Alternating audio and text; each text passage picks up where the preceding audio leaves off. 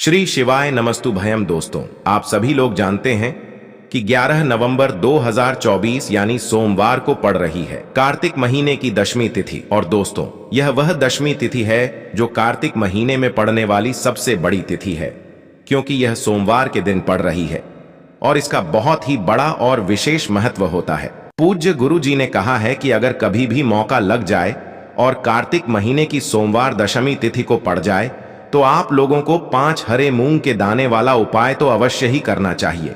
इन दोनों का संयोग बहुत कम आता है और इसी के साथ में गुरु जी ने अपनी शिव पुराण कथा में बताया है कि इस दिन आपको 5 हरे मूंग के दाने वाला उपाय तो आपको अवश्य ही करना चाहिए, क्योंकि ऐसा दिन पूरे साल में सिर्फ एक ही बार आता है। और दोस्तों, आप सभी लोग जानते हो कि सोमवार दशमी तिथि का अगर सबसे बड़ा कोई उपाय है तो 5 हरे मूंग के दाने वाला उपाय है। तो दोस्तों, इस मंगलवार के दिन आप लोगों को इस 5 हरे मूंग के दाने वाला उपाय को जरूर करना है। बहुत सारे लोग होंगे जिन लोगों ने इस उपाय को ना किया हो, मतलब पूरा साल निकल गया, उन्होंने किसी भी दिन इस 5 हरे मूंग के दाने वाला उपाय को ना किया हो। पर दोस्तों, आपके पास एक आखिरी मौका बचा हुआ है, जो कि 11 नवंबर सोमवार दशमी तिथि के दिन है। तो इस दिन आप लोगों को इस वाले उपाय को जरूर कर लेना है।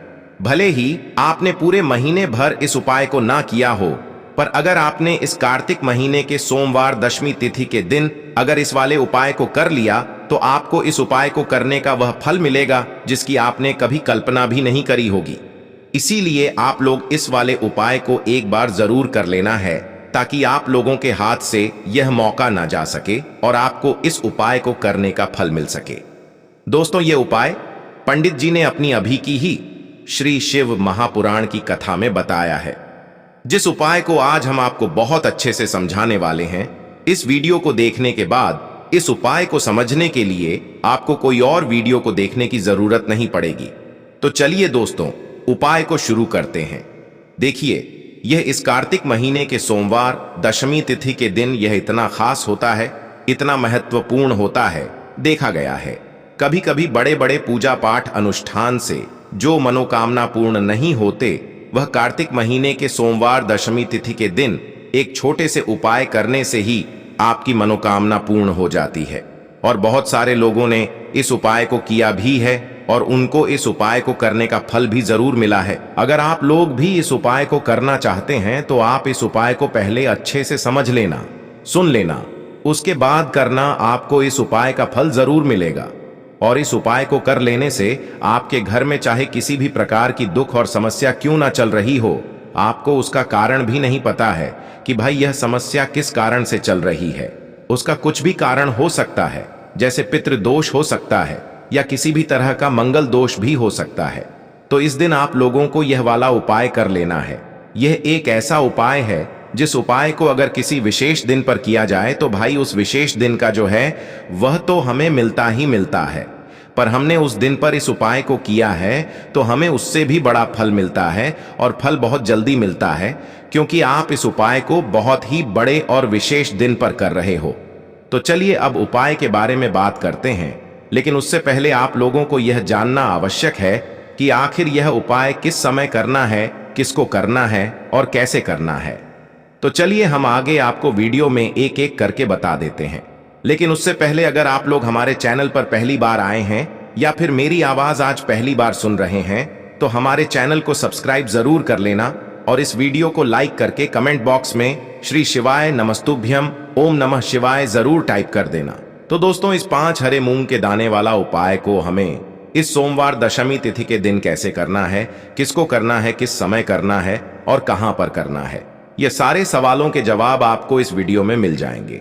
और जो यह वीडियो देखेगा भाई, उसको 5 हरे मूंग के दाने वाला उपाय जरूर करना चाहिए, क्योंकि इस दिन एक हरे मूंग के दाने का भी बहुत ही बड़ा और विशेष महत्व होता है। और जब बात आ जाए 5 हरे मूंग के दाने की, तो यह सोने पर सुहागा वाली बात हो जाती है और यह एक बहुत ही बड़ा उपाय हो जाता है इस सोमवार दशमी तिथि का। तो अब दोस्तों, इस 5 हरे मूंग के दाने वाला उपाय को आखिर करना किसको है, सबसे पहले हम लोग वह बात जान लेते हैं। तो देखो, घर की जो बड़ी माताएं बहनें होती हैं, उन माताओं बहनों में से कोई भी एक बड़ी माता बहन इस वाले उपाय को कर सकती है। और दोस्तों, अगर आप चाहे तो अपने घर में से सभी सदस्यों को भी इस उपाय को करवा सकते हैं।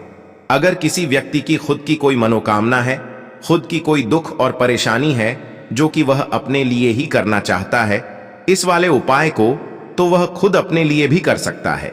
बाकी अगर कोई घर में से ऐसा है जो कि अपने पूरे घर परिवार की सुख और शांति के लिए यह वाला उपाय करना चाहता है, तो भाई वह भी कर सकता है, उसमें भी कोई दिक्कत वाली बात नहीं है। कहने का मतलब यह है कि इस उपाय को हर एक सदस्य भी कर सकता है और पूरे घर परिवार के सदस्य के लिए घर की बड़ी माताओं बहनों में से कोई एक माता बहन भी कर सकती है। माताएं बहनें अगर घर में उपस्थित ना हो या वह यह वाला उपाय ना कर पा रही हो, तो फिर घर का कोई बड़ा सदस्य भी इस 5 हरे मूंग के दाने वाला उपाय को कर सकता है, चाहे फिर वह पुरुष ही क्यों ना हो, उसमें कोई भी दिक्कत वाली बात नहीं है। अब दोस्तों, जो अगला प्रश्न निकल कर आता है वह यह आता है इस उपाय को लेकर कि आखिर इस उपाय को हमें किस समय करना है, सुबह के समय करना है कि शाम के समय करना है। तो देखो, इस वाले उपाय को आप लोग सुबह के समय भी कर सकते हो और शाम के समय प्रदोष काल में भी कर सकते हो। अब अगर आप पूछो कि भाई सबसे उत्तम समय कौन सा रहेगा इस 5 हरे मूंग के दाने वाला उपाय को करने का, तो हम आपसे बस यही कहेंगे कि इस उपाय को आप सुबह के समय करेंगे तो ज्यादा बेहतर होगा। बाकी अगर प्रदोष काल शाम के समय भी करेंगे तो भी अच्छा होगा, उसमें कोई भी दिक्कत वाली बात नहीं है। तो अब दोस्तों, जो अगली सबसे बड़ी और महत्वपूर्ण बात आती है वह यह आती है कि सुबह अगर हम उपाय को करेंगे तो हमें कितने बजे से लेकर कितने बजे तक के बीच में करना है, और शाम के समय प्रदोष काल में करेंगे तो हमें कितने बजे से लेकर कितने बजे के बीच में करना है। तो देखो, सुबह जितनी जल्दी हो सके आप उपाय को करने की कोशिश करना। बाकी अगर किसी कारणवश लेट भी हो जाओ, थोड़ी देर भी हो जाए, तो 10 या 11 बजे तक भी आप उपाय कर लेना, पर 12 बजे से ज्यादा देरी ना हो, ठीक है? इस बात का ध्यान रखना। उसके बाद में दोस्तों, अगर शाम के समय प्रदोष काल की बात करें, प्रदोष काल का जो समय होता है वो शाम के 6 बजे से शुरू हो जाता है। मतलब शाम के 6 बजे से लेकर 7 बजे के बीच का जो समय होता है, यह समय प्रदोष काल का समय होता है। तो आप इस उपाय को 7 या 8 बजे के बीच में भी कर सकते हो। मतलब शाम के 6 बजे से रात 8 बजे के बीच में आप कभी भी इस वाले उपाय को कर सकते हो, उसमें कोई भी दिक्कत वाली बात नहीं है। देखिए, कल बुधवार की दशमी देती है। सबसे पहला उपाय जो होगा वह 5 हरे मूंग के दाने ने से उपाय होगा। बहुत ही प्यारा सा उपाय है। ये उपाय भी आपको दशमी तिथि पर करना है। मात्र 5 हरे मूंग के दाने आपको लेना है।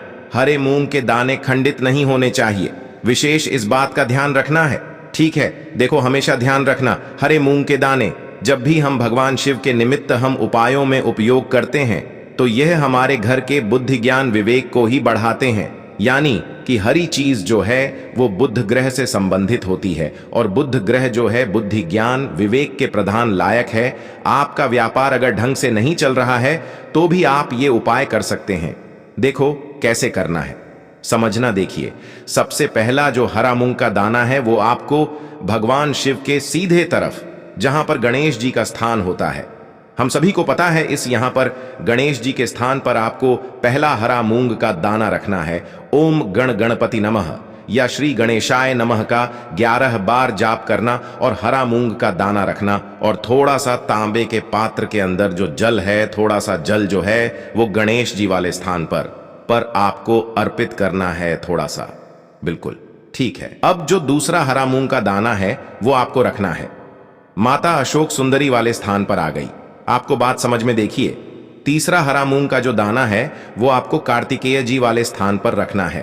अब जो चौथा हरा मूंग का जो दाना है वो आपको क्या करना है, जो नंदी जी है ना, नंदी जी का जो सीधा पैर उठा हुआ रहता है ना, वहां पर अपनी कामना करते हुए आपको चौथा हरा मूंग का दाना नंदी जी के सीधे पैर के वहां पर आपको अर्पित कर देना है। अब पांचवा हरा मूंग का दाना जल के पात्र के अंदर डालना और भगवान शिव के शिवलिंग पर बुद्धेश्वर महादेव के नाम से अर्पित कर देना। बस इतना सा उपाय करना आपके जीवन में। अगर आपके बच्चे जो हैं बुद्धि ज्ञान विवेक की उन्हें कामी है, अगर बच्चे ये उपाय कर सकते हैं तो बहुत ही अच्छी बात है। व्यापारी भी ये उपाय कर सकते हैं, क्योंकि व्यापार की वृद्धि के लिए भी बुध ग्रह को मजबूत करना बहुत जरूरी होता है। तो यह उपाय आप कर सकते हैं। तो तो इस प्रकार से ये उपाय आप कर सकते हैं। सुबह से लेकर के रात्रि तक जब आपकी इच्छा हो तब आप ये उपाय कर सकते हैं। यह हो गया पहला उपाय। अब हम बात करते हैं दूसरे उपाय की। यह उपाय है तुलसी जी की लकड़ी से दीपदान करना।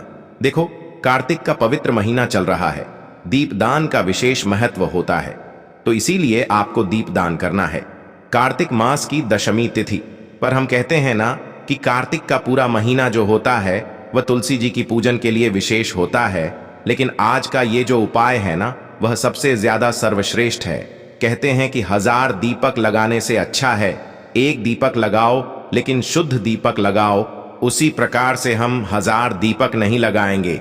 कल दीपक हम भले एक लगाएंगे, लेकिन वो दीपक शास्त्रों के अनुरूप लगाएंगे।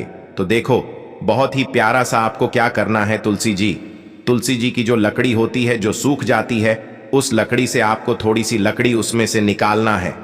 ठीक है, अगर गिरी हुई लकड़ियां हैं तो गिरी हुई लकड़ियां ले लीजिए, नहीं तो सूखी लकड़ी जो होती है ना वो आपको तोड़ लेना है। ठीक है, सूखी लकड़ी तोड़ लेना।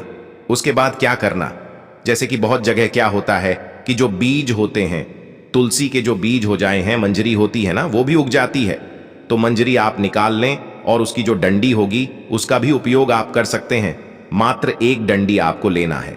ठीक है, अब यहां पर समझना, एक माटी का दीपक लेना, उसके अंदर घी भरना। अब ये जो लकड़ी है, लकड़ी के ऊपर आपको लंबी बाती जो है वो आपको पूरी लपेट है। उसके बाद ये जो बाती है और ये जो लकड़ी है ये आपको घी में डुबो देना है और इसका दीपक तैयार करना है।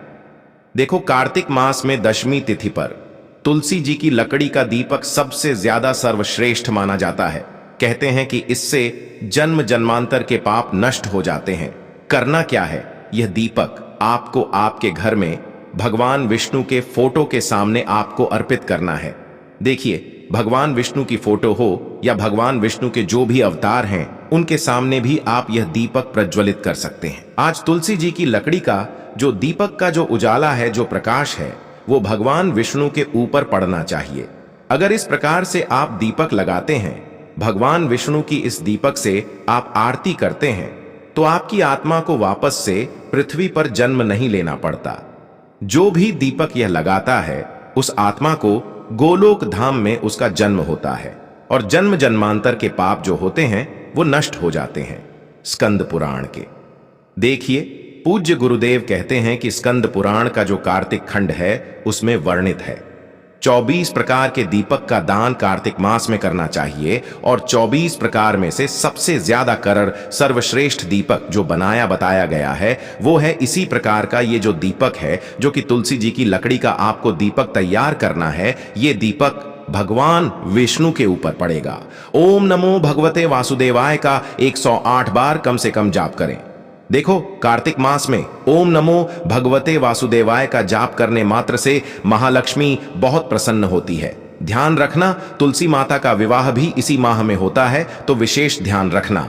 ये उपाय आपको कल के दिन दशमी तिथि पर करना है। देख, ध्यान रखना, ये जो दीपक है या तो आप सूर्योदय के पहले जला लीजिए या तो आप सूर्यास्त के बाद जला लीजिए। आ गई आपको बात समझ में? दिन में आपको नहीं जलाना है ये दीपक। ऐसा नहीं कि दिन में आप जलाने लग गए। देखो, दशमी तिथि पर आप लकड़ी निकाल सकते हैं और रात में आप यह उपाय कर सकते हैं, लेकिन दिन में दीपक को आपको प्रज्वलित नहीं करना है। अगर आप कर भी दोगे ना तो उसका कोई फायदा नहीं होने वाला है, क्योंकि कार्तिक मास में दीपदान का रात्रि में ही विशेष महत्व होता है। देखो, चूक मत जाना, क्योंकि चूक जाओगे तो फिर अगले साल नंबर आएगा। इसीलिए कार्तिक मास की दशमी तिथि है, खास से जरूर इस उपाय को करना है। यह हो गया दूसरा उपाय। अब हम बात करते हैं तीसरे अंतिम उपाय की, विशेष उपाय की बच्चों के लिए। यदि आपके घर में आपके जो बच्चे हैं वो पढ़ाई लिखाई में कमजोर हैं तो आप ये उपाय कर सकते हैं।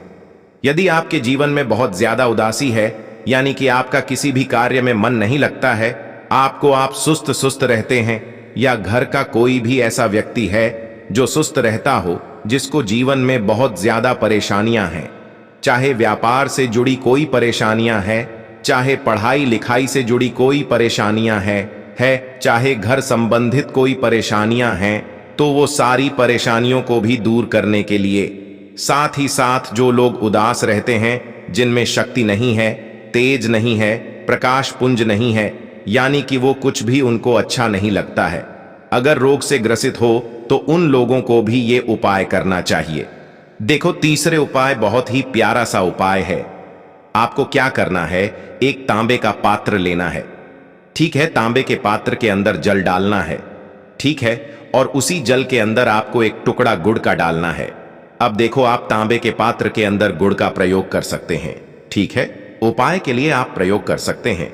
अब यह जो पात्र है आपको ले जाना है। सबसे पहले आंकड़े के पेड़ के वहां पर जाना है और आंकड़े की जड़ में ओम गण गणपति नमः या श्री गणेशाय नमः का जाप करते हुए थोड़ा सा जल जो है, गुण मिश्रित जल, आपको आंकड़े के पेड़ की जड़ में आपको अर्पित कर देना है। थोड़ा सा जल अर्पित करना है, आधा लोटा जल आप वहां पर अर्पित करेंगे। और देखिए आधा लोटा जल और बचा हुआ है। यह आपको कहां पर आना है, भगवान शिव के मंदिर में लेकर के आना है और भगवान शिव के शिवलिंग पर आपको अर्पित कर देना है। श्री शिवाय नमस्तुभयम का जाप करते हुए आपके जीवन की कोई भी परेशानियां हैं, कोई भी विपदा है, उसका स्मरण करना और भगवान से प्रार्थना करना है कि ये सारी परेशानियां दूर हो जाएं। देखिए, ये जो उपाय है आप जो करोगे तो विशेष ध्यान रखना, जो आंकड़े का पेड़ होगा ना, वो पूजनीय पेड़ होना चाहिए। यानी कि जो मंदिर में लगे रहते हैं, जिनकी पूजा करते हैं लोग, वो आंकड़े के पेड़ के वहां पर जाकर के आपको ये पूजा करनी है। हो सके तो पुराना जो आंकड़े का पेड़ होता है ना, प्राचीन, वहां पर जाकर के ये उपाय करना।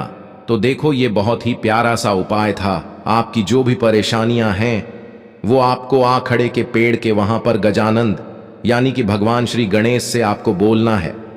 साथ ही साथ वही परेशानी आपको महादेव के मंदिर में जाकर के भगवान शिव से भी बोलना है। तो दोस्तों, ये थे पूज्य गुरु जी द्वारा बताए गए कुछ बहुत ही खास उपाय। अगर आपको जानकारी अच्छी लगी हो तो वीडियो लाइक करिएगा। मिलते हैं फिर एक नए वीडियो के साथ। श्री शिवाय नमस्तुभयम।